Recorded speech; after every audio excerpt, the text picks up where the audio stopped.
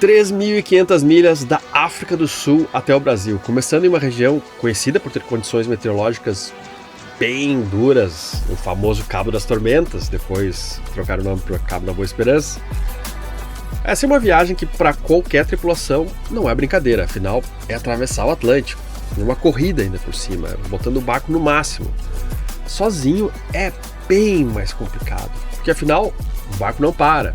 Você tem que achar um jeito de descansar, comer, arrumar o que estragar no meio do caminho, navegar, trimar as velas durante, 30 dias. 29 dias foi o que a nossa entrevistada de hoje levou. É uma situação que sem dúvida tem momentos estressantes, mas ao mesmo tempo traz uma solitude, uma paz rara, muito rara hoje. Quem aqui já ficou só com seus próprios pensamentos durante 30 dias? Poucos, né? Pode ser amedrontador ou fascinante, dependendo para quem você pergunta. Mas eu acho que na verdade é os dois ao mesmo tempo. Eu já entrevistei a Teodora outras vezes aqui no canal, em especial o 306, e no episódio passado onde ela falou sobre a carreira de skipper internacional e como é viver assim. Você falou que Cape to Rio era suas férias desejadas e programadas, né?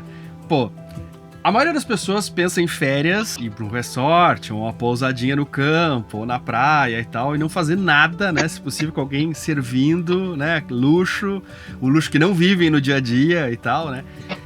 O que essas férias que você escolheu te dão que essas férias template da vida normal não te dão? Por mais que o que eu vivi é impagável. Beleza, teve um dinheiro que eu investi no barco e tudo mais, mas não é só o dinheiro.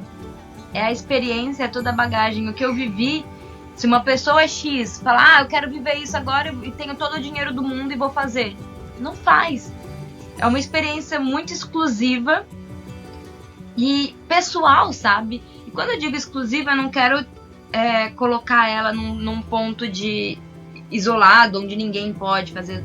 O ponto não é esse, o ponto é que ir para um resort todo mundo pode, né? É fácil, você só paga e não te exige nenhum desenvolvimento intelectual, você tá ali de fato só para relaxar, que é muito legal também. Em alguns momentos dessa travessia eu pensei, por que eu não fui para, pro Caribe ficar tomando sol e pinha colada, sabe? Por que eu não fiz isso? Mas eu acho que tinha essa questão também do alto desafio intelectual meu de realizar esse sonho. Como eu falei, a vela pra mim ela se tornou profissão. Eu nunca tive a oportunidade, vou lá fazer uma navegação solo e tá tudo bem, quando eu voltar vai estar tudo bem. Então eu tive que programar e fazer com que as minhas férias combinassem com isso também, né, pra poder dar certo. E acho que essa é a diferença. Mas acho que as minhas próximas férias eu com certeza quero estar em algum lugar surfando, sem me preocupar com a Drissa, com a Risa Mestra, com nada disso. Eu não sei se acredito muito, mas você tá muito perto ainda do que aconteceu. Daqui a um ano a gente conversa de novo. Sei lá, né? Tô brincando. Vamos ver. Mas, e pra você, o que você também teve de diferente que valeu mais a pena ter feito solo e não ter uma tripulação? Eu senti o barco 100% do tempo, a liberdade de poder navegar ele aos meus modos, certo ou errado, independente, é de se testar, se autoconhecer. Eu amei estar sozinha, eu achei que isso ia ser uma grande dificuldade para mim, mas a verdade é que eu percebi que eu me dou muito bem comigo mesma e eu aprendi a gostar de mim mesma, isso foi muito legal. E sentir o barco mesmo, assim, a sensibilidade que você cria com o barco é absurda. É muito magnífico, muito, muito, muito. E isso pra mim foi muito especial. Era como se o barco fosse uma extensão do meu corpo. E eu tô falando assim, parece muito clichê, mas não é. Eu sentia o barco, não sei explicar. É uma coisa que tem que viver, Adriano. Você sabe também, né? O mar não adianta a gente explicar ele pra ninguém. É uma situação que você tem que ir lá e viver ela. Eu posso te falar com todos os detalhes do mundo para descrever as sensações que eu tive, para descrever a cor do azul lá fora. Posso tirar foto, posso fazer vídeo. Ninguém nunca vai entender, porque é uma situação que você tem que estar lá e tem que viver. E eu acho que isso foi muito único. E eu tenho a impressão também que, claro, que estudar e ter feito travessias, né? Pô, é muito legal quando faço travessias no barco de alguém, que eu aprendo também, e isso é maravilhoso. Mas tem um outro lado da aprendizagem, que é de fixação, assim, e tem uma outra coisa de velejar sozinho que eu acho interessante, porque quando você tem mais gente, especialmente com cliente, eu imagino, você vai naquela... Você tem pouca vontade de ousar, né? Em coisas pequenas, regulagem de vela ou coisa assim, porque sempre tem uma disputinha de qual é o jeito certo, e aí se você não faz do jeito certo, o outro fala já, não, mas assim é melhor, e aí já, às vezes tem uma disputa que pode ser muito tranquila, às vezes não tão sadia, né? Mas quando você tá sozinha, você também tem uma liberdade de, pô, e testar, e pô, se eu fizer assim e tal, ninguém vai te julgar, ninguém vai te... sendo skipper, talvez tenha, por exemplo, aquela galera que ficou disputando qual é o jeito certo de fazer, talvez julgasse, sabe, assim, e não seria a hora de testar coisas, né, assim, então sozinho, imagina também que você teve essa liberdade total de poder fazer o que estava na sua cabeça, né. Sim, sem dúvida. Hoje eu tô num momento, assim, da vida que eu vou lá, se eu acho que alguma coisa deve ser feita, eu vou lá e faço, mas é claro que em tripulação tudo é conversado antes. E aí não é nem só pela... Existe muita disputa, mas não é nem só pela disputa, até por segurança. Você precisa saber o que está sendo feito. Porque a hora que você vai assumir o turno ali numa navegação, você precisa entender o que aconteceu, o que mudou, né? Então, sozinha você não tem essa responsabilidade de lidar com ninguém, de ouvir ninguém. O que também é desafiador, porque em alguns momentos você tem dúvida. Será que eu devo fazer isso? Será que eu devo fazer aquilo? Qual atitude eu devo tomar? Talvez se eu tivesse com uma companhia, a gente ia debater e chegar num consenso que muitas das vezes é o adequado, um meio termo ali, né? Sozinha você não tem, é você e você. Então, é os dois lados, né? É bom e é ruim, mas o legal é que a parte ruim, apesar de às vezes ela ser ruim, igual, por exemplo, eu tive alguns erros táticos que eu fiz de navegação e que me fizeram perder tempo, por isso eu não fiquei tão bem colocada na regata. Mas apesar de ter sido ruins no sentido tático, foi ótimo no sentido aprendizagem. Então, você nunca perde. Ou você ganha ou você aprende na vela. Não tem nunca ela perdeu ou pra mim não existe. Você tá sempre ganhando na vela. Ou ganhando uma medalha, ou ganhando aprendizado, ou vendo um pôr do sol, enfim, tá sempre é bom. E como você escolheu o teu barco? É Swedos que chama? Como é que é a pronúncia? Seidas 2. Esse barco, ele não é velho, ele é um barco clássico, tá? Ele tem 40 anos de idade e... eu falo, ele não é velho, ele é clássico. Pô, eu também, cara, eu sou clássico. Gostei. Não é velho, é clássico. Na minha vida, sabe o que mais tirou a minha liberdade? Eu mesmo. Às vezes achando que eu tava me dando liberdade. Em algum ponto da vida, eu comecei a me tocar nesses casos e comecei a me libertar. Em vários pontos eu notei isso, e um deles virou um mantra: nunca parcelar nada. Tá, às vezes é inevitável, quando quebra algo e você não tem o dinheiro na hora, ou é um investimento, algo que vai gerar economia ou dinheiro para você a longo prazo, sei lá, há alguns casos que vale a pena. Mas abusar disso, parcelando coisas banais no dia a dia, vai te enredando em uma série de correntes, tirando a sua margem de manobra na vida, perdendo oportunidades e gerando um custo em juros que acaba deixando o teu poder de compra muito menor do que se você tivesse um pouco mais de paciência para economizar uns meses na frente. No final, você pode acabar comprando mais coisas do que se parcelasse. É só esperar um pouquinho. Em alguns casos pode valer a pena, como eu falei, mas ainda assim, cada parcelamento que você faz é algo que pesa muito na sua liberdade, que poda ela, às vezes por anos. É algo que eu já tinha sacado há um tempo, mas teve um curso que me ajudou a aprofundar isso e sacar muitas outras coisas. O curso é o da UVP, que são 8 semanas que vão muito além de te explicar o que é cada tipo de investimento e por que cada um deles é melhor em cada situação. Ele te ensina como se organizar, a ter controle da sua vida e aproveitar melhor as oportunidades que podem te ajudar a alcançar o que você quer. Além do curso, você ganha um ano para acessar vários conteúdos extras e ferramentas que vão te ajudar muito. E o mais legal é que se você concluir o curso, emitir o certificado e ainda assim sentir que não está seguro para investir pronto, eles te devolvem o dinheiro que você pagou. Então é uma forma bem segura de testar. E para fazer, é só escanear esse QR Code que aparece aqui na tela ou o link que está lá na descrição, clicar nele. E recentemente, a UVP foi eleita a melhor consultoria de investimentos do Brasil, eleita pelo BTG Pactual. Então eu acho que vale bastante a pena. E quem comprar o curso usando o QR Code que aparece aqui na tela ou o link que está na descrição, vai ganhar um presente que tem a ver com a UVP e com o Hashtag também. Em dezembro de 2024, eu decidi que eu queria fazer a regata. E, na verdade, 2023. 2023, eu comecei em janeiro. Eu olhei pra Carol, que é uma amiga que divide casa comigo. Eu falei, Carol, vai ser a próxima Cape to Rio que eu vou fazer. Dela, você tem certeza? Deu, sim. Mas assim, eu não tava nada preparada, né? Só que aí aconteceu toda aquela situação do naufrágio e tal, e acabou meio que morrendo. 2024, eu comecei o ano, tipo, vai acontecer. E em dezembro, eu mandei mensagem pra Alexi, que é uma professora de Yacht Master aqui de Cape Town, uma super velejadora que já esteve no Brasil, inclusive, já foi pra Cape to Rio, ela é proprietária de uma embarcação incrível.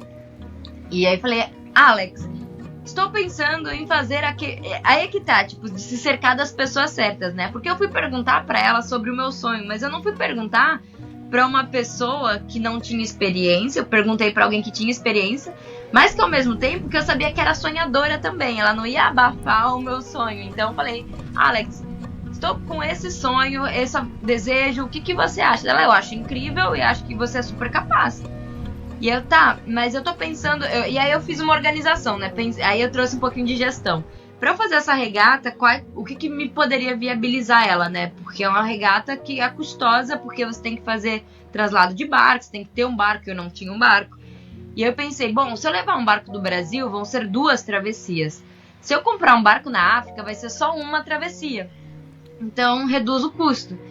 E aí falei pra ela, você acha que é possível eu alugar um barco? E você acha que é possível ou comprar algum barco aí? E ela falou, olha, é bem difícil, porque os barcos que são preparados para esse tipo de navegação aqui, com certeza vão fazer a regata. A galera usa bastante aqui para fazer Cape to Santa Helena também, que é uma outra regata e tal. Mas eu te aviso. E aí no dia seguinte eu acordei com ela dizendo, olha, Teodora, eu encontrei seu barco.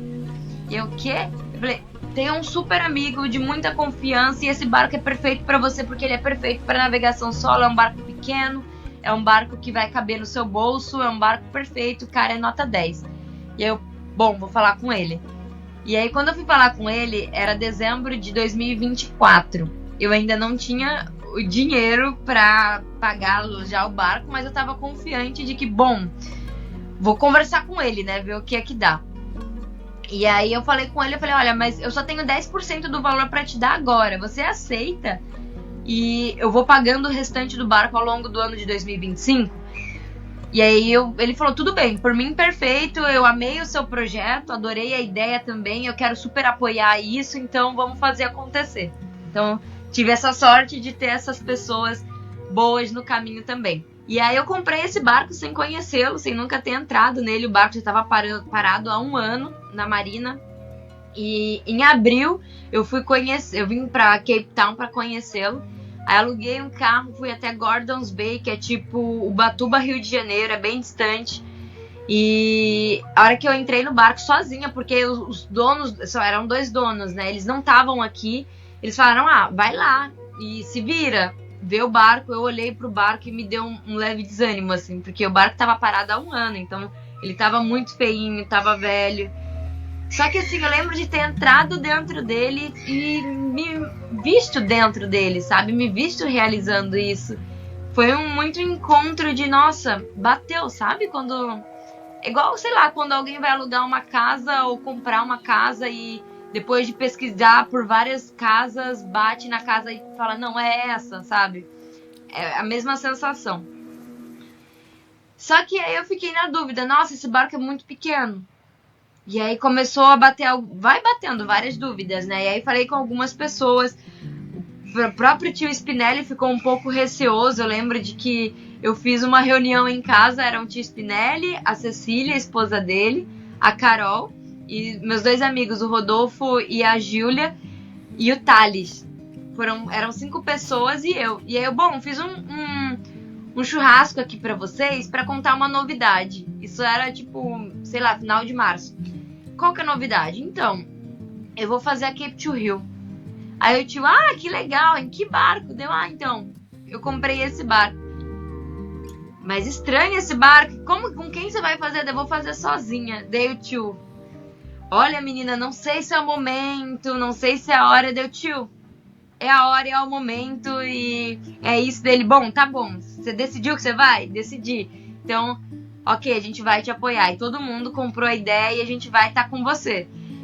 Então, rolou isso. E aí eu lembro de quando eu vim aqui em abril e vi o barco, fiquei um pouco desanimada. Eu já lembrei do tio falando, né? Não é pra ser, deu, putz, será que não é? Será que era um sinal do tio pra eu não fazer? E agora... Mas ao mesmo tempo tinha uma coisa muito positiva. Eu entrava dentro do barco e assim, era como se eu me sentisse... Se eu sempre conhecesse ele. Era como se eu já tivesse navegado nele em outras vidas. E aí nesse mesmo momento eu tive a oportunidade de alugar um Classe 40. Para quem não conhece o projeto de um Classe 40, é um barco de 40 pés, feito para regatas de volta ao mundo. E é um barco muito bem equipado e muito rápido para 40 pés. Ele anda assim a 12 nós, fácil, e é só, entre aspas, né, 40 pés. É fácil de tocar. Só que esse barco perdia o triplo do preço do meu barco e era para alugar. Ao mesmo tempo, eu sentia que... Eu cheguei a navegar nesse Classe 40 algumas vezes, mas eu não me sentia pertencente a ele. E eu sentia que eu tinha que fazer essa regata no meu barco. Tinha que ser meu, não tinha que ser alugado dessa vez, sabe? E falei, não, vai ser o meu barco, vai ser o Seidos. E foi onde eu conheci o Manuel. O Manuel é um homem que tem um estaleiro aqui no Waterfront, em Cape Town, que é uma região bem legal, assim, de náutica, é incrível, inclusive é o ponto principal de Cape Town. E o Manuel tem esse estaleiro há muitos anos. Ele construiu o primeiro barco dele, se eu não me engano, acho que com 13 ou 14 anos. Ele fez 3 voltas ao mundo em solitário, é uma pessoa incrível. Ele construiu o Xoxolosa, que foi o primeiro barco sul-africano a participar da America's Cup, então ele fez parte do time da America's Cup sul-africana. Ele é uma lenda aqui em Cape Town. Todas as pessoas que passam por aqui e tem que fazer qualquer manutenção acabam conhecendo ele. Grandes velejadores do Brasil o conhecem, assim como o Beto Pandiani, o Gustavo, que tem o apelido de Rato, que é um super skipper, também conhece ele, Murilo Novaes, enfim, todas essas pessoas incríveis o conhecem. Ele é uma lenda. Meu sonho é que alguém escreva um livro sobre o Manuel algum dia, porque o cara é sinistro, assim. Eu convidei ele para vir fazer uma avaliação no meu barco, me ajudar a fazer uma avaliação, né? E, na verdade, ele foi apresentado por um outro amigo do Yacht Club. Eu já tinha feito a minha inscrição na regata, porque, olha isso também. Em dezembro, assim que eu paguei os 10% do meu barco, eu me inscrevi na regata. Sem contar pra ninguém. Ninguém sabia. A galera da regata até falava, manda uma foto sua, a gente quer fazer divulgação e tal. E eu, não, ninguém vai saber, ninguém sabe, depois eu mando. Me dê informações sobre você. Eu falei, não tem informações sobre mim, eu não tenho um histórico muito bom, ninguém precisa saber sobre mim.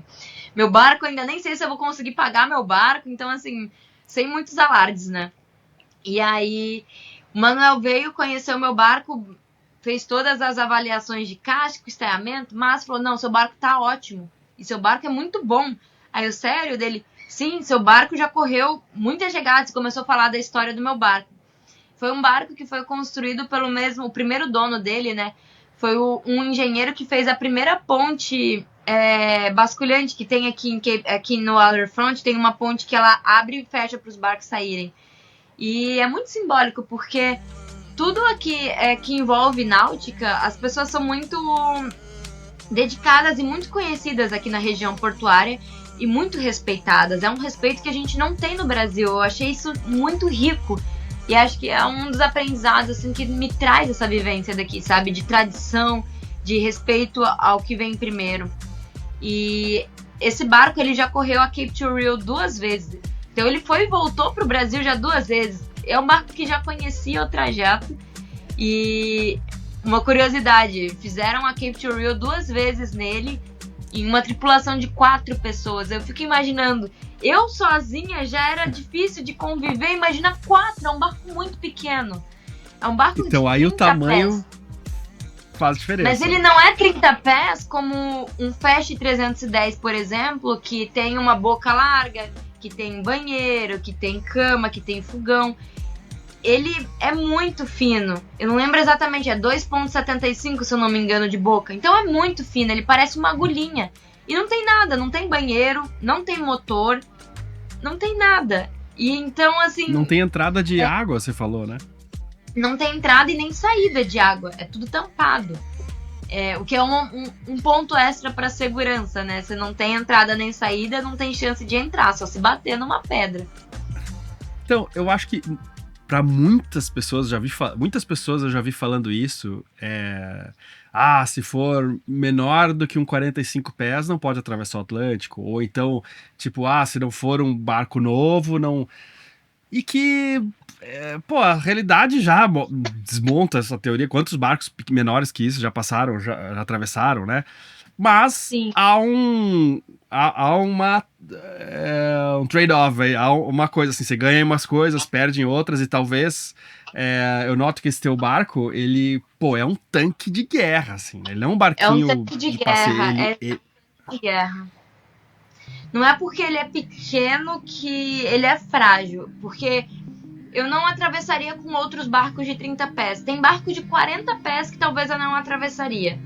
Mas com ele, eu senti isso, e acho que ter a validação do Manuel também foi muito importante, porque, bom, o cara é um ídolo pra mim, ele tá aqui validando, né? E aí depois eu descobri, não sei se você já ouviu falar sobre a Kirsten. A Kirsten foi a primeira mulher a ganhar aquela regata que é a mais antiga de volta ao mundo, a Golden Globe. Em 130 anos de regata, ela foi a primeira mulher a ganhar a Golden Globe e a primeira pessoa sul-africana. E quem preparou o barco dela foi o Manuel. Então, assim, eu tinha ali uma pessoa que estava abraçando o projeto de coração. Ele não me cobrou nada, ele falou, eu vou te assessorar e a gente vai revisar todo esse barco junto e eu vou validar tudo antes de você sair. E assim foi feito. Então, acho que isso também foi muito importante para a minha construção, a minha autoconfiança. A gente revisou esse barco de cabo a rabo, assim, literalmente, cada parafuso mesmo. A gente tirou o estaiamento, tirou o mastro, a gente trocou o estaiamento. Eu tirei o leme do barco, revisei o leme do barco. Tudo assim, eu ia fazendo, mas sempre tinha o suporte de algum funcionário do estaleiro dele. Ele sempre vinha revisar para falar, faz assim. Quando eu tinha dificuldade com alguma coisa, ele orientava da melhor forma. Além disso, ele me abriu o canal com os profissionais da náutica aqui de Cape Town. Então, eu conheci pessoas de elétrica, de veleria, de tudo. E foi muito legal, porque essas pessoas abraçaram o projeto de uma forma muito legal também. Sempre davam descontos, ou davam dicas, ou fizeram parte mesmo, sabe? E isso pra mim foi essencial. E eu lembro também, quando eu tinha, no começo, né, em abril, quando eu tava na dúvida se eu alugava um barco performático, super novo, com tudo novinho e zerado, ou se eu comprava o meu barquinho que era mais velhinho e que precisava de muita manutenção. E aí tiveram, além dessa sensação que eu tive de pertencimento ao meu próprio barco, eu olhei e falei, cara, eu me sinto muito mais segura navegando num barco quando eu faço a manutenção dele. Se eu for alugar esse barco, eu não vou ter que fazer manutenção, eu não vou conhecer ele a fundo, então eu não vou me sentir segura, porque se algo quebra lá no meio do mar, eu não vou saber resolver sozinha. Agora com o meu próprio, se eu for fazer as manutenções e revisar tudo, eu vou saber resolver todos os problemas. Ou, ao menos, entender como funciona a lógica para tentar resolver ou criar alguma gambiarra, né? E eu lembro de sentar numa mesa com o Manuel e a Kirsten, que são dois ídolos para mim, máximos, assim. E aí eles perguntarem, tá, e aí, qual é a sua decisão? Você vai alugar ou você vai comprar? E aí eu sentei e falei, ok, eu decidi comprar o meu barco, eu vou comprar. E aí eles pularam assim, me abraçaram e falaram, a gente tava torcendo para que você tomasse essa decisão. É a melhor decisão, a gente ama teu barco. Todas as pessoas que vinham no meu barco às vezes para trabalhar, o pessoal da veleria, ou pessoas do Yacht Club falavam, nossa, eu já competi no seu barco é incrível. Então, assim, eles falaram, a gente não queria influenciar a sua decisão, mas a gente tava torcendo para que você comprasse ele. Porque é um barco com muita história, é um barco que merecia viver isso agora também, sabe? Porque ele estava parado há muito tempo, enfim. Então, quando eu vi meus ídolos ali, né, torcendo por mim também, aquilo, nossa, é incrível, porque eu nunca imaginei nem conhecer essas pessoas, e de repente eu tava sentada numa mesa jantando com essas pessoas, e essas pessoas me abraçando e ajudando a reformar meu barco, tipo, é incrível. Meu, que importante você... E não é à toa, porque você também... as pessoas foram vendo que você estudava, que se preparava, e acaba juntando esse tipo de gente, né? Mas que importante você estar cercado dessas pessoas que te incentivavam na rota certa do que você queria, né? Porque poderia ser bem comum, eu conheço vários círculos que você entraria que dizem, mas se não for um Beneteau 45, você não vai... Que faria o trajeto, claro, mas nem é o barco pra isso, assim, tipo, específico pra isso, sei lá, né?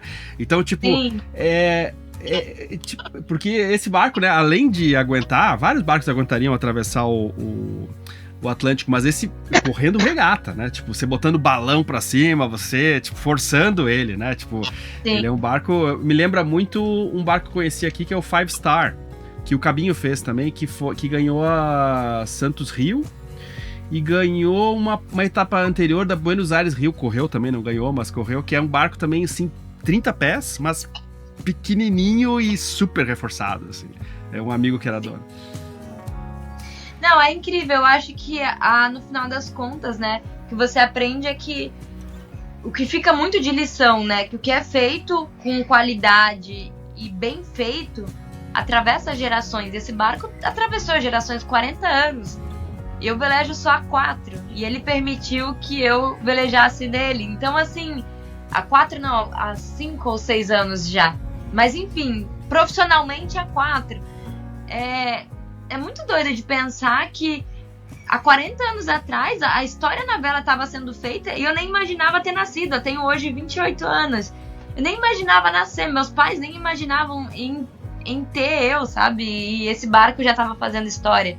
Então isso mostra que tudo que é feito com qualidade e que é bem mantido também, bem revisado, atravessa a geração. Eu já ouvi de alguém falar assim, ó, nossa, tem gente que gasta equipamento com barco de 30 anos, eu acho isso uma temeridade. Nossa, eu acho um argumento muito absurdo, né? Tipo... É que também tem uma, né, Adriano? Você gastar equipamento com um barco de 30 anos, que já é um barco que não foi bem feito, aí é um problema também, né? Acho que claro, a gente tem que um barco novo também. Bons barcos. Saber escolher bons barcos.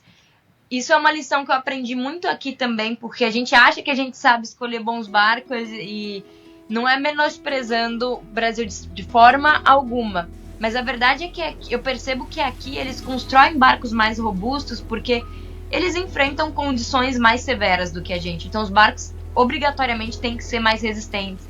E acho que se a gente construísse dessa mesma forma no Brasil, a gente teria barcos de melhor qualidade. Me conta resumidamente como foi a tua regata da largada até a chegada.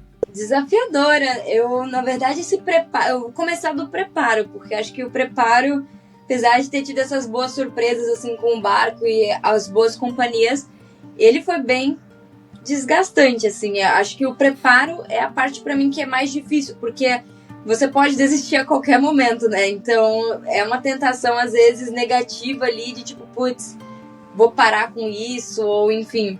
Só que chega um momento que tantas outras pessoas estavam me ajudando nesse projeto, que eu falei, esse sonho já não é mais um sonho meu, esse é um sonho de outras pessoas também. Tem um caso de um rapaz que ele tem, que ele estava me ajudando o tempo inteiro, sempre fazendo tudo, e aí eu lembro exatamente de, tipo, dele ter faltado um dia, e aí de repente ele faltou a semana inteira e eu não sabia o que estava acontecendo, só que ele era aquela pessoa que, tipo assim, se eu ia no mercadinho e não voltasse no tempo, ele ficava preocupado, tipo, será que tá tudo bem? Várias vezes eu falava, eu não quero, vou desistir, ou alguma coisa não deu certo. Ele, não, volta aqui, vamos lá, e vou fazer junto com você. E aí, nessa semana que esse cara faltou, eu perguntei, por que o fulano faltou e tal? E aí eu descobri que ele tem uma doença super grave. Mas assim, super grave, tipo, como um câncer. E aquilo me impactou, porque eu falei, cara, isso é um real problema e eu tô aqui reclamando desses meus problemas e querendo desistir por nada, sabe? Eu não posso desistir.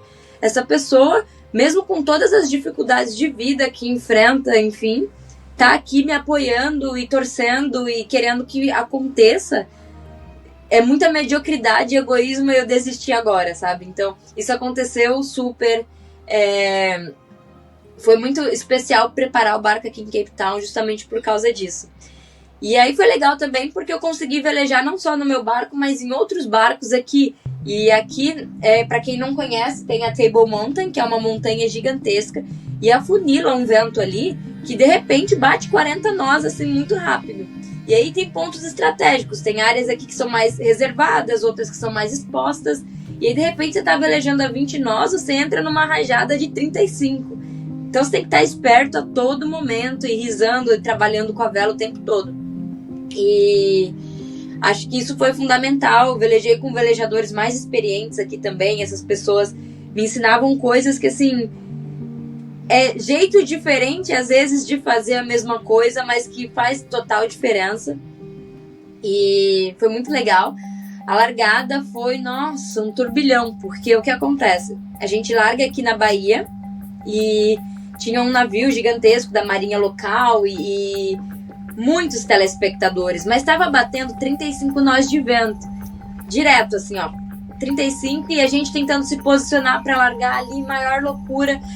Só que os barcos telespectadores que estavam ali não sabiam que eu tava na regata, então eles ficavam me cortando toda hora. Eu tava velejando, de repente vinha alguém, me passava na minha frente e me fazia mudar o ângulo. Só que manobrar nessas condições de vento não é simples, é difícil. Eu perdia o leme a todo instante, tipo, era muito difícil. Meu barco é muito leve, meu barco pesa 1,8 toneladas, isso não é nada, é muito leve. Então assim me atrapalhou bastante. Aí de repente os barcos iam me cruzando e tal. Aí teve até um deles que eu falei, pô cara, me dá espaço e tal. Dele, are you in the haze? Deu, yes, I am in the haze. E aí ele ficou, nossa, sorry, sabe? Porque ninguém acreditava que eu tava na regata. E aí de repente quando largou, foi excelente. A gente largou com esse vento super forte, mas eu já estava acostumada com ele, então apesar da dificuldade, isso foi muito legal. Eu me senti superada, assim, uma situação, porque em outras condições talvez eu teria medo. Ali eu não tinha medo, eu tinha respeito pelo vento e atenção total, porque qualquer manobra errada pode acontecer uma grande merda, mas eu não tava com medo, eu sabia lidar com essa condição, então e acho que isso foi bem legal também. E aí logo que a gente largou eu tive um problema no leme de vento. O remo do leme de vento, que é a parte que fica na água, ele acabou quebrando no meio. A Cape to Rio é a regata mais longa do Hemisfério Sul e uma das mais prestigiadas do mundo, saindo da cidade do Cabo, na África do Sul, e chegando no Rio de Janeiro. A primeira aconteceu em 1971, já com 59 veleiros. Mas em 1979, o Brasil deixa de ser a chegada dessa regata, devido ao posicionamento do Brasil, mas não só do Brasil, de grande parte dos países do mundo na época, que fizeram um boicote esportivo à África do Sul devido ao regime do Apartheid. Então essa regata só voltou ao Rio em 1993. Isso porque o regime do Apartheid acabou em 1991, com eleições mais tarde, alguns anos depois, que colocaram no comando do país Nelson Mandela, que você já ouviu falar. E é muito interessante que em 2025 a equipe campeã foi o veleiro Alex Forbes Angel Wings, que tinha tripulação formada por sul-africanos de comunidades carentes. O que não deixa de ser um fato maravilhoso para a história dessa incrível regata com uma tradição enorme. A largada foi com quase 40 nós de vento ali, vinha umas rajadas de 40, eram 35 nós batendo direto. E esse vento ele era favorável e a gente quase não tinha onda, assim, era uma onda, um meio metrinho de onda também empurrando. Condições perfeitas. E aí eu setei, né, coloquei ali a configuração do leme de vento. Para quem não conhece, o leme de vento ele é um piloto automático mecânico que utiliza do vento para guiar a embarcação alinhado à vela. É um mecanismo bastante usado desde a primeira regata de volta ao mundo, muito bom. E eu tinha esse leme de vento porque a minha capacidade de energia é pequena, né? Então não podia contar só com um piloto elétrico. Só que aí o piloto leme de vento, a pá dele que vai dentro da água quebrou, porque eu tinha configurado ele, a gente estava navegando em perfeitas condições. Só que bateu uma onda que o barco atravessou muito. E meu barco, como eu disse antes, ele é muito leve. Então ele atravessou assim muito, muito, muito. Foi uma onda que mexeu com tudo. E a hora que ele tentou voltar e corrigir, fez tanta força que não conseguia e estourou esse remo. E eu fiquei sem leme de vento já na largada, assim. Foi terrível. Já bateu uma, tipo, putz, criança, ferrou. Leme de vento era a minha principal ferramenta ali. E aí eu tive que fazer um pit stop em Saldanha Bay, que é mais ao norte. E veio o meu time. Isso, de novo, como é importante, né? A gente ter as pessoas certas. O Manuel saiu de Cape Town, 6 horas da manhã, 5h30, 6 horas da manhã. Foi até Saldanha Bay com equipamentos. Foi ele, o James, um outro amigo daqui, para ajudar a reparar e criar, fazer uma nova peça pro leme de vento. Então, assim, foi magnífico. E depois disso, a gente seguiu para regata. Nesse momento que eu tive que parar em Saldanha Bay, vale citar também, eu fui rebocada pelo veleiro Fried, que também estava na regata e também teve uma quebra e teve que parar. Outros barcos pararam em Saldanha para reparar alguns danos. E fui rebocada porque, como eu não tinha motor central, eu tinha que pôr motor de popa e era um super trabalho. Ele falou, não, a gente te espera e te reboca. Então, mais uma vez, amigos, né, ajudando e pessoas junto. E voltei pra regata logo no mesmo dia, na mesma manhã, só que, de novo, o leme de vento quebrou. Só que daí, dessa vez, quebrou uma peça de metal, que não tinha como eu nem fazer uma gambiarra. E aí, eu não tinha o que fazer. Eu falei, eu não vou voltar. Se eu voltar agora, eu não faço a regata. E foi onde eu decidi seguir a regata só com o piloto elétrico. Foi um pouco ousado da minha parte, mas eu senti que ia dar certo. A gente já tinha testado bem o piloto elétrico, todos os eletrônicos, e eu confiei que ia dar certo.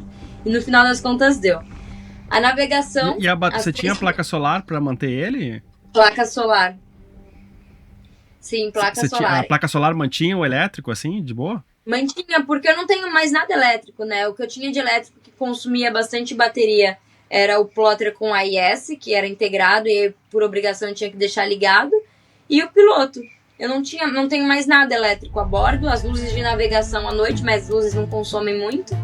E quando eu ligava, de vez em quando, a Starlink, mas aí eu só ligava quando tinha muita bateria, e eu ligava para fazer roteamento também de meteorologia, dar um update para família, amigos, e já desligava também, porque consumia muita energia, era muito cara, e além disso, acho que os meus piores dias da navegação foram os dias conectados à internet. Foram péssimos, assim, eram dias que te desconectam total. Apesar de eu, às vezes, me conectar só por, no máximo, assim, uns 15, 20 minutinhos, acabava, porque você recebe informação do mundo e é como se isso te tirasse, sabe, da conexão tua com o barco. Então eu acessava tipo dia sim, dia não, a cada 2 dias eu acessava para pegar meteorologia. Eu fiquei triste a última vez que eu velejei sem Starlink, porque eu já tinha comprado, mas não tinha feito suporte, aí eu fui, acho que de Ilhabela pro Rio, não me lembro o que era. Aí eu notei assim, cara, essa é a última vez que eu velejo sem ter internet. Deu um saudosismo, assim. Claro, você pode não ligar a Starlink, mas é difícil, você vai ligar. É difícil, e assim, eu puxei meteorologia, e ainda mais numa regata, você quer saber onde estão seus concorrentes, né? O tempo todo você tá ali, então tinha que conectar às vezes pra ver eles, e a meteorologia é muito importante. Se eu estivesse cruzeirando, talvez eu não me importasse tanto com o tempo e seguisse uma meteorologia mais superficial. E assim, ó, as coisas não são só boas e ruins. É óbvio que a Starlink é maravilhosa, mas isso não quer dizer que a gente não perca algumas coisas legais, como ficar 2, 3 dias sem saber o que tem no universo. Pode ser que os alienígenas tenham pousado aqui, sei lá, qualquer coisa pode ter acontecido. E era gostoso, eu gostava disso. Mas é óbvio que é bom ter Starlink, é mais seguro ter internet.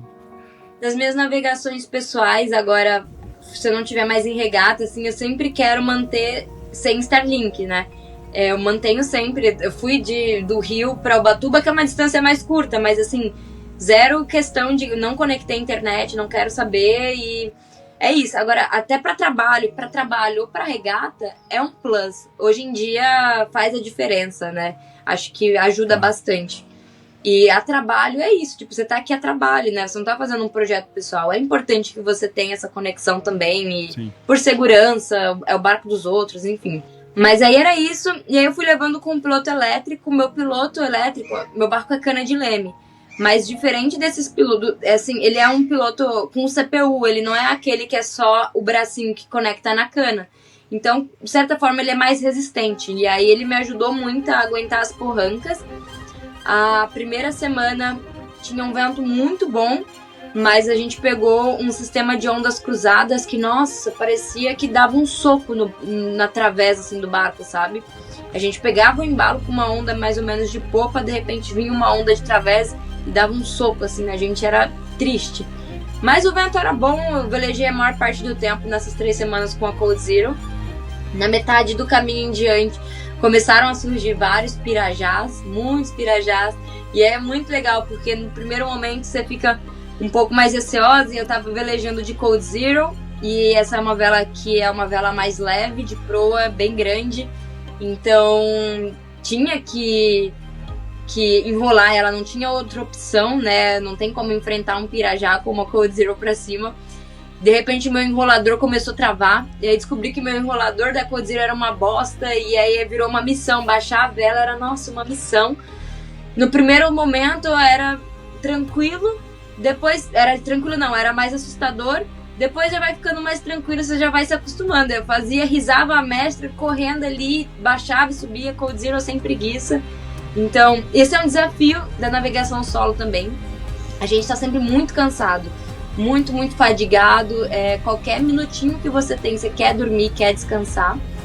Então, isso é o que faz a gente pecar um pouco na trimagem de velas.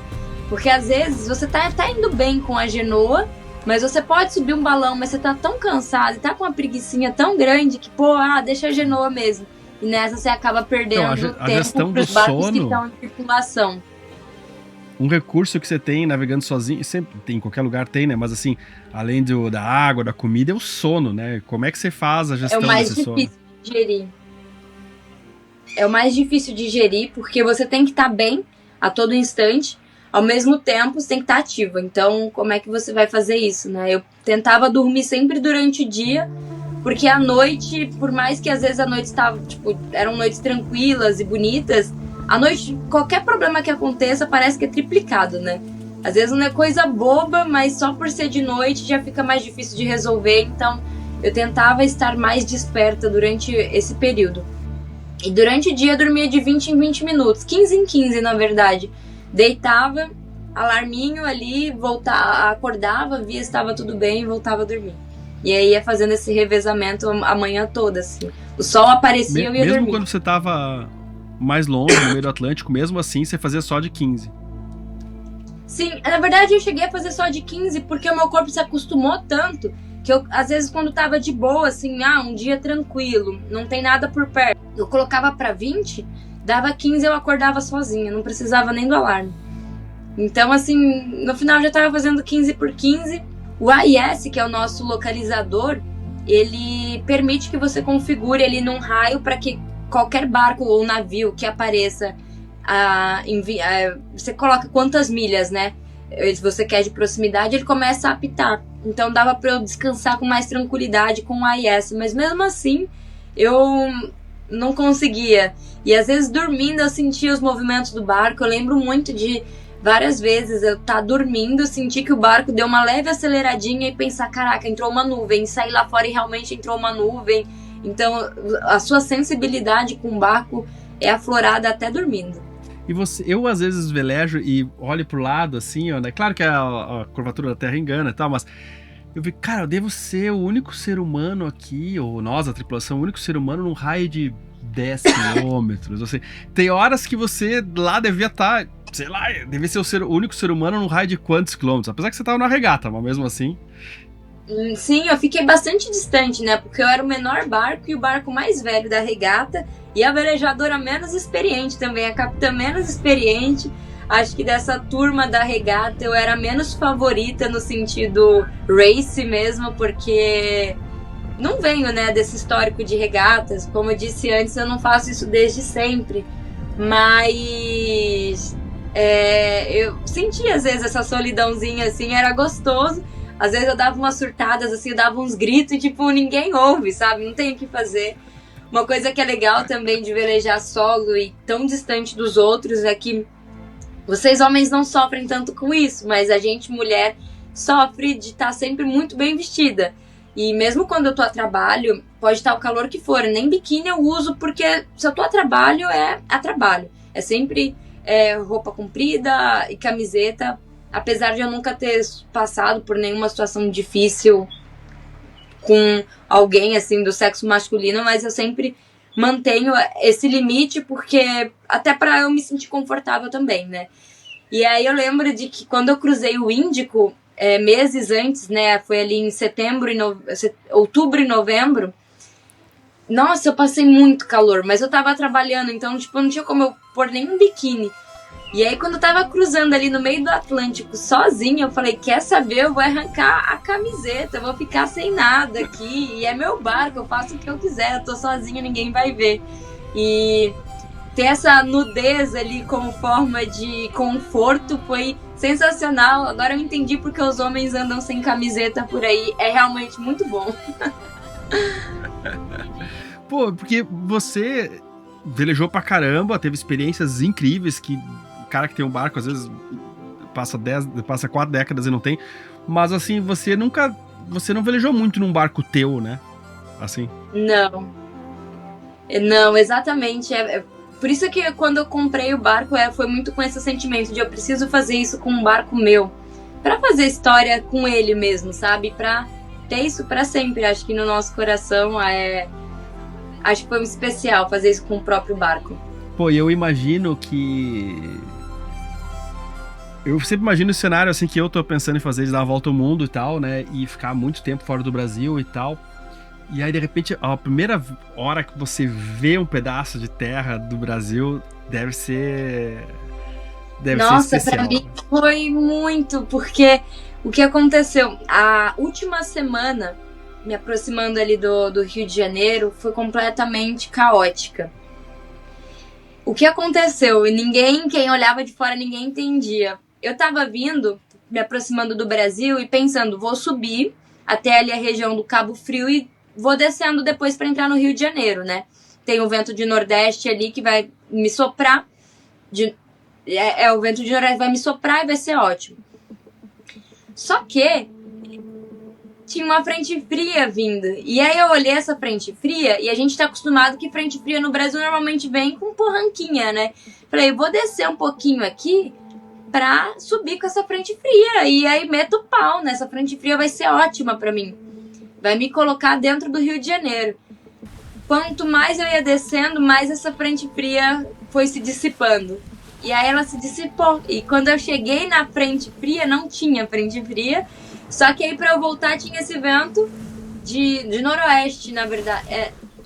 De noroeste, que vinha de noroeste, ele que tava me empurrando pra fora do Rio de Janeiro. Nossa, foram 4 dias com 40 nós de vento exatamente contra, assim, na cara.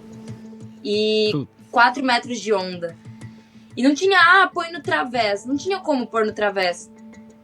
Não tinha como pôr no través porque o barco atravessava. Não tinha o que fazer.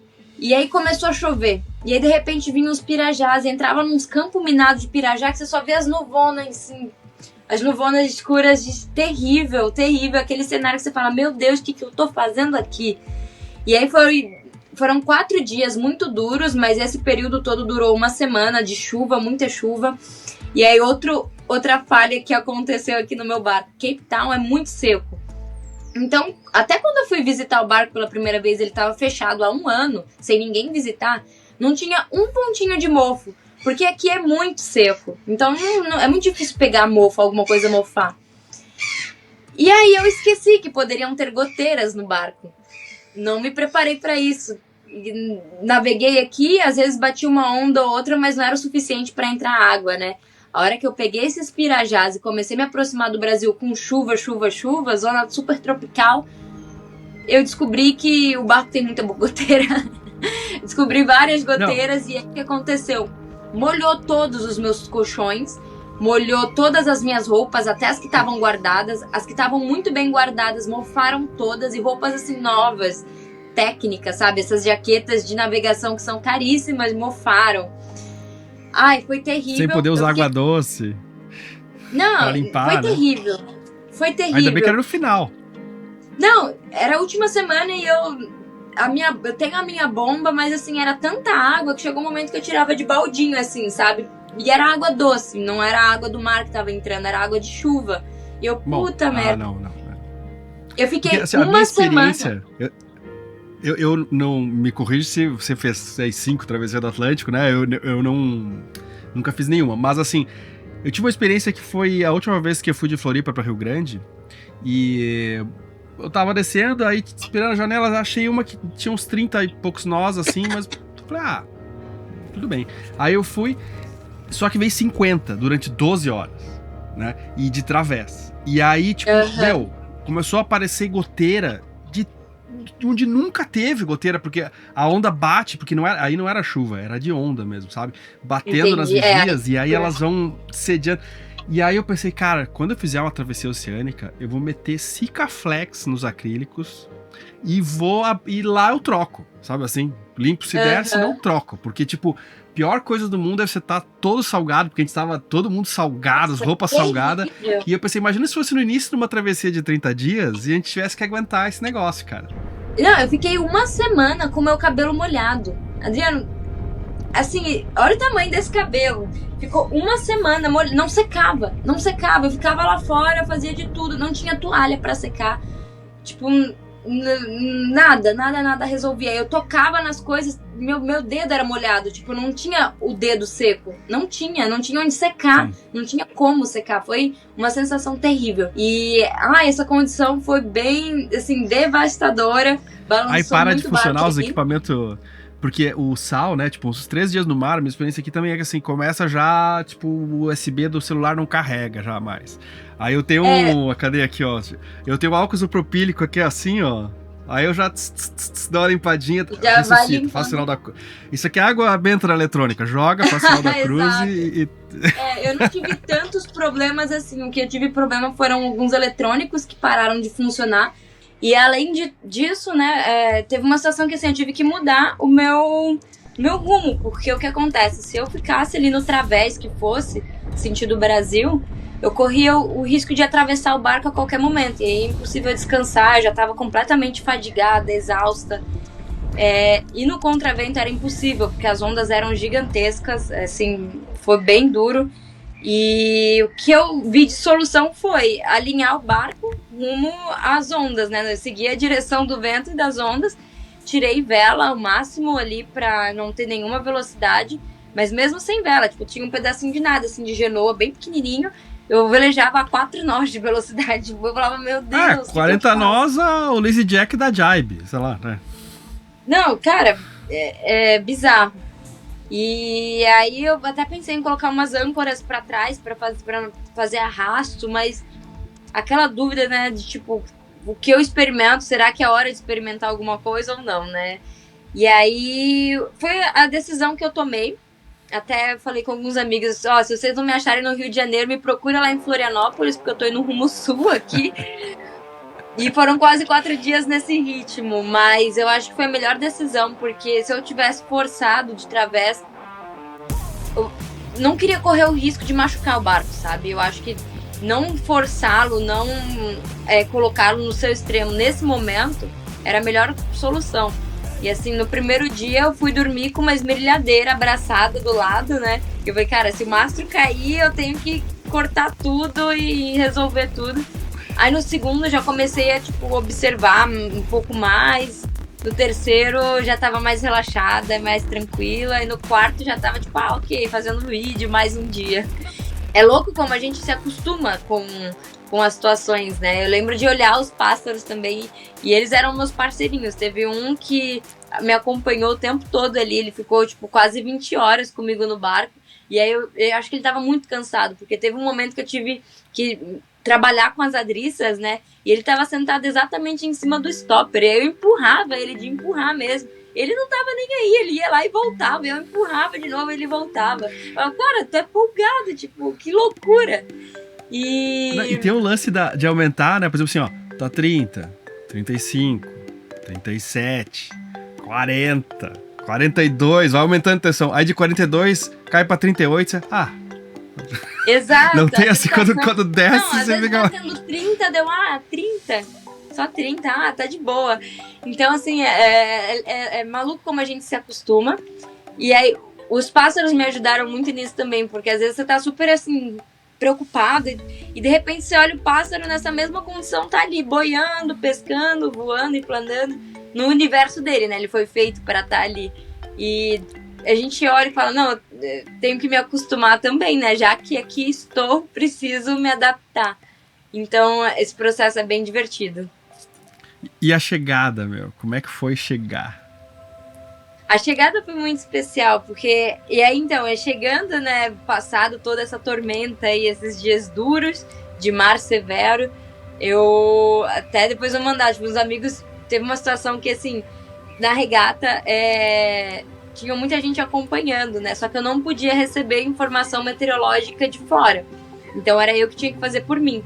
Só que quando chegou nessa condição de tempo... É uma regra da regata, é isso? Não, pro meu caso era uma regra, porque é uma regra da regata, no geral, mas no meu era mais ainda, porque se eu tivesse apoio externo, ia configurar navegação em equipe, não solitário. Então eu ia perder todo o trabalho que eu fiz. Mas pra quem navega com tripulação, pode?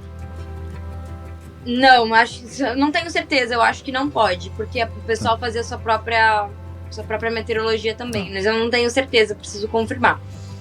Mas quando eu cheguei nessa situação, a própria comissão de regata mandou uma mensagem para mim via satélite, passando o boletim meteorológico e falando, a partir de agora você pode falar com quem você quiser, pede ajuda das pessoas que você conhece aí para meteorologia, porque você vai precisar, você está numa situação bem dura. Me deu um pouquinho até de susto, mas preciso entender como é que eu tô. Aí perguntei para um amigo que estava na regata também, ele foi bem pragmático, acho que ele...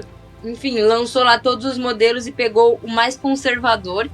Aí perguntei pra um outro amigo e ele falou, olha, vai dar 20 nós, tá? Deu 20 nós aonde? Tá batendo 40 aqui. 20 nós só se for aí na tua casa, né? Aqui tá batendo 40, tô me ferrando.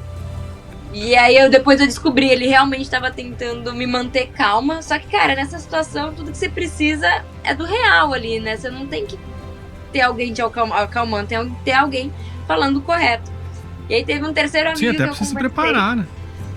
Exato. Aí teve um terceiro amigo que eu conversei, que eu falei, e aí, cara, como é que tá? Dele, olha, você tá na boca do leão, você tá no pior lugar que você poderia estar nesse momento. Então, assim, segura as pontas aí e aguenta mais 2 dias que você tá muito ferrada. Ele foi bem claro. Você tá muito ferrada. Eu falei, nossa, era isso que eu precisava ouvir, porque que é a verdade. Precisava saber onde é que eu tô, né? Que eu tenho, quanto tempo mais eu tenho que aguentar.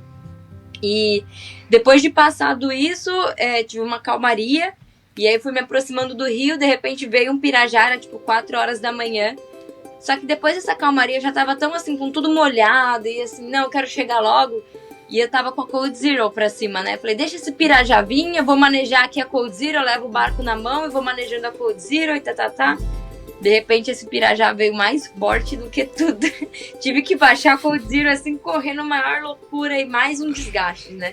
Louco porque assim, naveguei até quase ali já no Brasil, manejando e gerindo os pirajás e fui subestimar dentro de casa, né?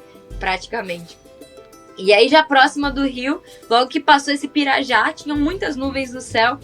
De repente eu vi as montanhas da serra ali do Rio de Janeiro e foi incrível, porque eu acho que elas já estavam ali há um tempão, só que como tinha muita nuvem, eu não estava conseguindo ver. E a hora que eu vi, nossa, foi muito emocionante, eu comecei a chorar e foi incrível, foi um momento muito especial. O Rio de Janeiro é coisa de outro mundo, né? Você navegou em vários outros países, né? Assim, talvez você teve, com certeza viu outras coisas, mas... das cidades que eu conheço, a mais legal de se chegar velejando é o Rio de Janeiro. Acho que toda a Costa Verde aí, né? Rio de Janeiro, Ilha Grande, Paraty, Ubatuba também é incrível. Sim, são todas lindas. Eu não tô falando que a cidade... Não tô falando que a cidade é mais linda, mas eu digo assim, quando você chega no Rio de Janeiro, tem muitos ícones que desde criança você vê, sabe? Assim, o Pão de Açúcar, Redentora, Pedra da Gávea, sabe? Não, essa Costa Verde toda, mas de fato, o Rio de Janeiro nossa, parece que você tá num filme ali, né? Parece que você tá chegando de barco e é um filme, enfim, foi muito especial. E aí eu velejei ali por todo esse trajeto até chegar na Baía de Guanabara, um dia lindo velejando, foi maravilhoso. E aí a 300 metros da laje, que era o ponto de chegada, tinham, sei lá, cerca de 15 a 20 barcos me rodeando ali, todo mundo uhul, e eu uhul e tal, já tava todo mundo alegre. Bateu uma calmaria de novo. E aí eu, puta merda, 300 metros, quer ver que eu vou ter que virar a noite aqui boiando? E um monte de gente ali me acompanhando, eu comecei a ficar meio envergonhada, sabe? Nossa, ferrou. Mais uma noite aqui, será? Isso já era final do dia. E aí, de repente, eu com Cold Zero, mestra pra cima e tudo balançando, né? De um lado pro outro, sem vento, aquela sensação horrível. Eu acho que eu prefiro estar naqueles dias duros com menos vela do que estar num dia de calmaria. Nossa, é uma prisão. E aí eu lembro de tipo, olhar assim pra longe e ver uma nuvem que é um pirajá que lá eles chamam de caju vindo. Eu falei, essa nuvem vem pra me ajudar. E comecei a baixar pano, descer tudo, assim. Desci a Cold Zero, a galera até filmou. Falou, cara, você fez igual, tipo, um pit stop de Fórmula 1. Você baixou tudo muito rápido, você já tava muito prática. A galera veio falando isso depois, foi muito legal. E aí veio um barco do Rio de Janeiro, com todo o pano ali. Tá com medo da chuva? Da chuva não, mas já conheço o vento que vem com ela. Aí eles olharam assim um pro outro e começaram a baixar a vela deles também, né?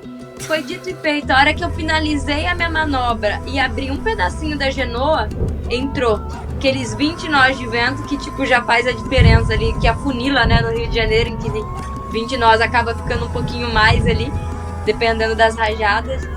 E foi o vento perfeito que eu precisava pra entrar. Eu falei, nossa, depois de tantos pirajás, tinha que vir o último, e ele veio meio que, tipo, pra me empurrar, falando meio que, vai minha filha, entra que a gente já não te aguenta mais. Meu, que experiência maravilhosa, só consigo imaginar, assim, da realização, do tempo de solitude lá, né, tipo, tem muita coisa, deve ter sido um ápice, assim, um momento, né, de virada de chave importante, de realização, sei lá, né. Nossa, depois que eu ouvi a buzina tocando, que eu tinha chegado, todo mundo gritando, eu até esqueci que eu tava no barco, assim, soltei o leme, soltei a vela, caí, assim, no cockpit, fiquei, meu Deus. E aí, por um minuto, eu esqueci da vida, assim, apagou, minha mente, assim, desligou. Aí eu olhei e falei, nossa, não, eu tenho que terminar aqui ainda a manobra, chegar no Yacht Club, não acabou, né? Aí já vieram os amigos a bordo, eu chamei as amigas, vem todo mundo e me ajudem a manobrar, que agora eu não quero manobrar. E, enfim, foi muito especial. Eu cheguei num domingo, então tinha um monte de gente no Yacht Club, foi super divertido receber as pessoas. Depois que eu atraquei o barco, eu fiquei umas 3 horas parada no mesmo lugar, em frente ao barco, só recebendo a galera. Eu não esperava isso de verdade, assim, não esperava, foi muito incrível receber o abraço dessas pessoas depois de tanto tempo sozinha. E eu percebi que eu amo muito estar com gente. Tem gente que vai velejar sozinha e se descobre um lobo solitário. Eu me descobri a loba da alcateia. Eu gosto do povo, eu gosto de estar junto com todo mundo. Adorei velejar solo, quero fazer outras navegações solo, mas eu amo estar com as pessoas e foi muito especial chegar assim. Mas eu acho que o legal é trocar, né? Por exemplo, eu nasci no interior e eu queria capital, aí fiquei anos na capital e, nossa, quero sossego. E o legal talvez seja esse contraste de um pro outro, né? De você ter esses momentos, imagina, teve muito mais prazer, eu acho, de encontrar as pessoas, foi amplificado, digamos, porque você tava todo esse tempo sozinha, né? Sim, com certeza. É muito especial, Dri. Acho que são sentimentos que a gente vai redescobrindo dentro, sabe, de nós mesmos e... O ser humano, a gente é um bicho sociável, né? A gente nasceu para viver em comunidade, então, mesmo que a gente se isole, tá com as pessoas é importante também, faz a diferença, é o que nos prende. No final das contas, a gente tá aqui para isso, né? Para se reproduzir, para andar em bando, enfim, a gente é bicho como qualquer outro. E foi incrível encontrar os meus bichos, a minha espécie, depois de tanto tempo só observando as espécies aquáticas e os passarinhos. Eu quero, já pedir pros seus seguidores que forem haters aí pra maneirar nos comentários, que eu odeio receber hate, tá bom?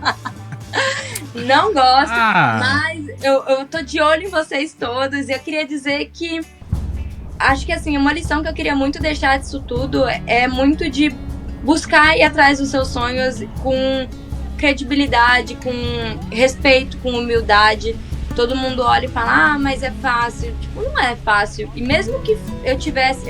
Eu me considero uma pessoa privilegiada pela sorte da vida, né?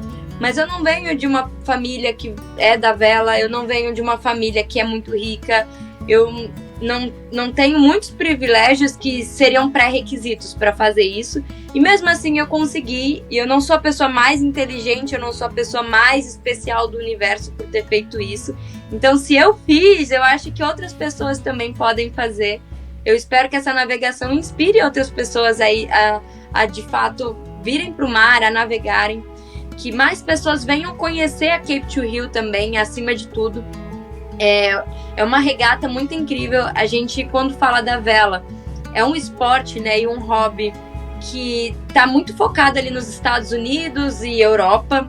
E quando a gente fala de Cape to Rio, eu sinto que é uma verdadeira celebração do Hemisfério Sul, onde 2 países como a África do Sul e o Brasil, que foram super colonizados, mas ainda assim, diante de toda a colonização, mantém as suas culturas e mantém a sua essência originária, sabe? Porque é muito rico a gente ter essa regata, é muito tradicional, ela é muito importante para a história da vela. Então eu quero que mais pessoas venham e possam vir com seus barcos sozinho ou com tripulação ou como for, sabe? Vale muito a pena. E agora um recado para quem, não sei se você decide se você quer pôr ou não isso, mas um recado para quem tem empresa e quem tem condição de patrocinar pessoas que têm esse desejo. Patrocinem, sabe? E apoiem, porque eu não tive nenhum patrocínio. E eu trabalhei até o último minuto, até o dia da largada, eu trabalhei para poder financiar essa regata. E foi muito difícil. Eu acho que talvez se eu tivesse tido um patrocínio, teria sido um pouco mais leve e mais fácil. E eu teria talvez tido melhores equipamentos, mais tempo para velejar e praticar, enfim. E quando eu digo para patrocinarem isso, é porque a vela é uma coisa incrível.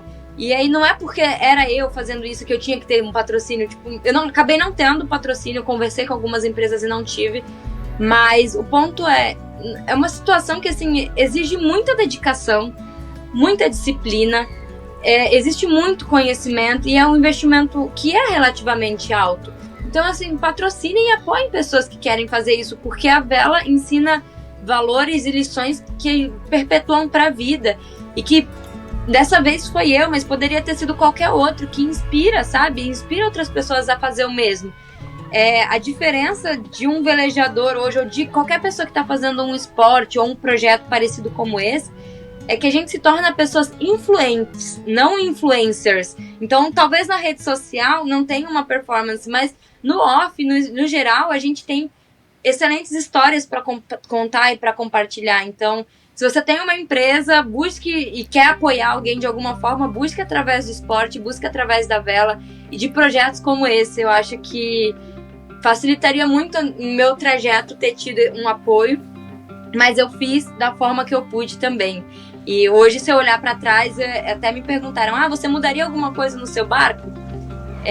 Com o dinheiro que eu tinha e com o tempo disponível que eu tinha para prepará-lo, eu acho que eu fiz tudo perfeito.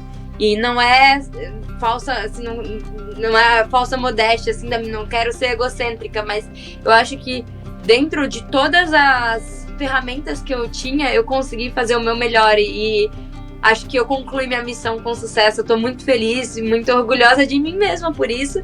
Orgulhosa e muito agradecida dos meus amigos e das pessoas que me ajudaram. Sem essas pessoas não teria sido possível de forma alguma.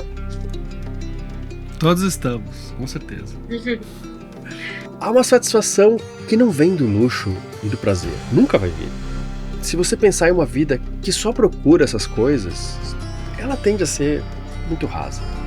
A gente precisa, de uma certa forma, provar para nós mesmos que somos capazes de conseguir algo. Não quer dizer que todo mundo vai querer atravessar o oceano sozinho, acho que a maioria jamais gostaria disso, mas dentro de cada um de nós, há um projeto de uma versão melhor de nós mesmos. Isso dentro dos nossos próprios sonhos e parâmetros. E para chegar lá, tem uma travessia. Essa travessia quase nunca é o mar, para Teodora foi, mas ela pode ser igualmente desafiadora. Exige coragem, prudência, não abrir mão de certas coisas e saber relaxar em outras, que são sentimentos contraditórios uns com os outros. E é confuso pensar sobre eles e entender o que a gente precisa para chegar lá. Sabe por quê? Porque é mesmo muito difícil ter certeza de cada decisão. A verdade é que só tem certeza quem não entendeu direito ainda. Cada movimento na vida é uma aposta. A gente mede, olha, pensa, sente e se joga. E tem mais, não há garantias nenhuma de que vai dar certo, nenhuma. Mas para quem não vai atrás de encarar esses desafios necessários, sim, há uma garantia. Mas é provável que não seja a que você está procurando.